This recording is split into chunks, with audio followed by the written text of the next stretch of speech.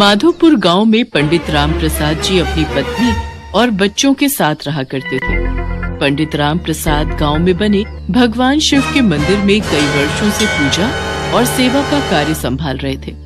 वो शिव मंदिर की बहुत सेवा किया करते थे। पूजा के समय पंडित जी का एक स्वभाव था, जब भी वो पूजा की तैयारी करते थे तो वे भगवान शिव के लिए एक अलग आसन लगाते थे और उसके सामने एक त्रिशूल और डमरू स्थापित करके पूजा शुरू करते थे। ये राम प्रसाद पंडित जी का नियम था। मंदिर में आने जाने वाले भक्त भी इस विषय में आपस में बात किया करते थे। ये पंडित जी पूजा से पहले एक आसन, त्रिशूल और एक डमरू क्यों स्थापित करते हैं भाई? अरे प्रसाद पंडित जी से जब भी पूछते हैं वो यही कहते हैं कि जब वो पूजा करने लगते हैं तो स्वयं भगवान शिव उनकी पूजा ग्रहण करने के लिए इस आसन पर विराजित होते हैं। ये तो श्रद्धा भाव है पंडित जी का, तभी वो विश्वास के साथ ये आसन लगाते हैं। हे भोले भंडारी, शिवरात्रि का उत्सव आने वाला है। सब कुछ खुशी खुशी संपन्न हो जाए प्रभु। हम सब पर, इस गांव पर अपनी कृपा बनाए रखना महादेव। ओम नमः शिवाय, ओम नमः शिवाय। जय शिव शंकर पंडित जी। आपका यही स्वभाव तो हम सबके दिलों में एक अलग जगह बनाकर रखता है। अच्छा, मैं इसलिए आया था कि इस शिवरात्रि के अवसर पर कोई बहुत पहुंचे हुए महात्मा भी हमारे गांव में पधार रहे हैं और वे शिवरात्रि के उत्सव पर मंदिर में दर्शन के लिए पधारेंगे। मुखिया जी, ये तो हमारे गांव के लिए अति सौभाग्य की बात है। वो तो है पंडित जी। अच्छा, मैं चलता हूँ। पंडित भगवान शिव को प्रणाम करके घर चले जाते हैं। अगले दिन महाशिवरात्रि का उत्सव था। भक्तों की भीड़ से मंदिर भरा हुआ था। भक्त शिवलिंग पर जल से अभिषेक करके बेलपत्र, फल फूल आदि से भोलेनाथ के शिवलिंग की पूजा अर्चना कर रहे थे। पंडित जी ने प्रभु का आसन लगाया हुआ था।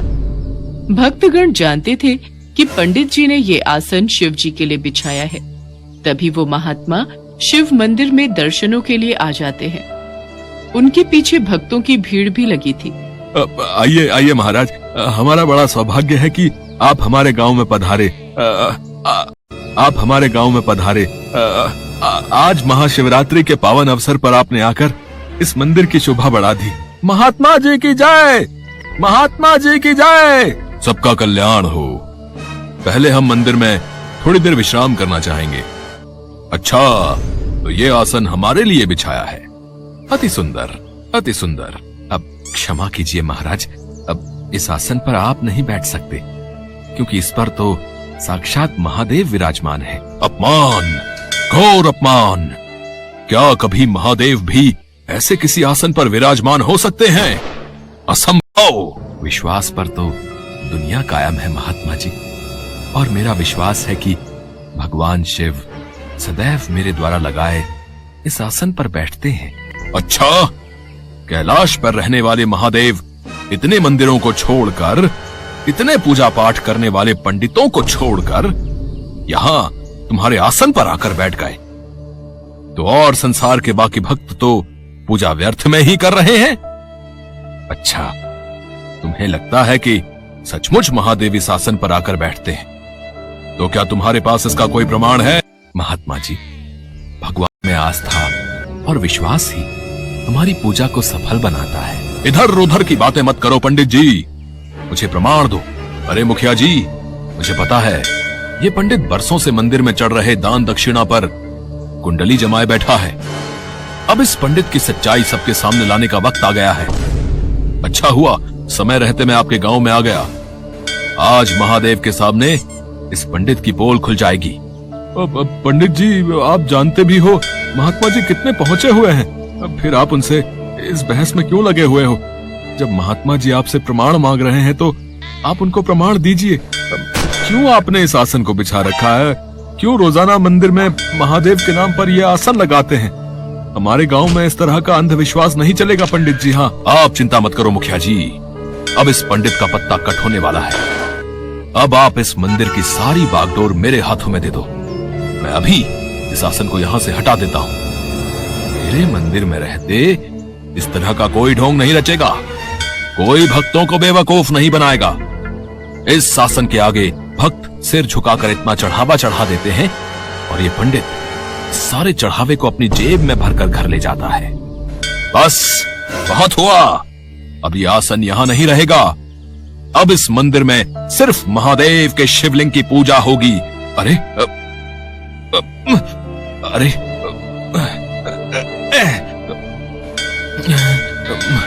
अरे ये आसन यहां से हिल क्यों नहीं रहा? ओहो, मैं आसन को यहां से हटा क्यों नहीं पा रहा? महात्मा जी आसन को हिला रहे थे पर आसन टस से मस नहीं हुआ। हे शिव शंकर, हे भोले भंडारी, आपकी जय हो प्रभु।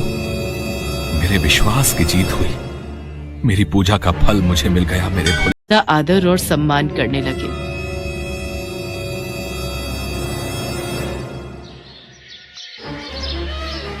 पूनम का उल्टा हाथ बचपन से बेजान था, इसलिए उसके लिए जो भी रिश्ता आता था मना हो जाता था। ऐसे ही एक दिन, अरे बिमला, लड़के वाले आ गए हैं। पूनम बिटिया तू चाय ले जा, बाकी मैं ला रही हूँ। माँ, लड़की का एक हाथ खराब है, ध्यान से देखो। मदन जी, खाना पीना तो होता ही रहेगा है? हम बेटे से बात करके आपको कुछ दिनों में जवाब भेज देंगे। अच्छा, अब हम चलते हैं, ठीक है? पूनम के लिए एक और घर का रिश्ता मना हो गया था। वो बिना कुछ बोले थैला उठाकर सब्जी लाने के बहाने घर से बाहर चली जाती है। घर से बाहर निकलते ही वो फूट फूट कर रोने लगती है। मदन और बिमला भी बहुत दुखी होते हैं।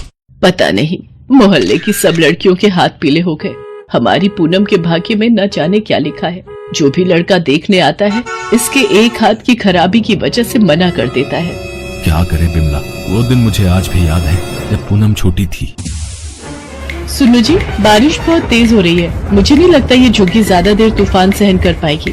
तू पूनम को संभाल और जरूरी सामान बांध ले, मैं देखता हूँ कोई सहायता मिल जाए तो ये जगह खाली कर देंगे। तभी आंधी तूफान तेज हो जाता है और झुग्गी का छप्पर पूनम के ऊपर गिर जाता है। बिमला अचानक से चिल्ला पड़ती है, पूनम मेरी बच्ची, क्या हुआ तुझे? ये क्या अनर्थ हो गया भगवान, मेरी बच्ची। बिमला और मदन पूनम को उठाकर डॉक्टर के पास जाते हैं। बच्ची के हाथ पर भारी वजन गिरा है, इसलिए ये हाथ अब उम्र भर बेजान रहेगा। पता नहीं हमारी बेटी के साथ ही ऐसा क्यों होना लिखा था। आप दुखी मत हो, पूनम बाजार से आती होगी, आपको ऐसे देखेगी तो वो भी परेशान होगी। माँ बापू, क्या बातें चल रही हैं? आज तो मैं थक गई। ये लो माँ, सारी सब्जियाँ ले आई हूँ जो कुछ तुमने बोला था। तभी पड़ोस की महिला आ जाती है। राम राम बिमला बहन, ये लो मुंह मीठा करो, मेरी बिटिया सुमन का रिश्ता पक्का हो गया है, बहुत ही अच्छा घर परिवार मिला है। ये तो बहुत ही अच्छी बात है। सरोज बहन, मेरी पूनम के लिए भी कोई घर बताना।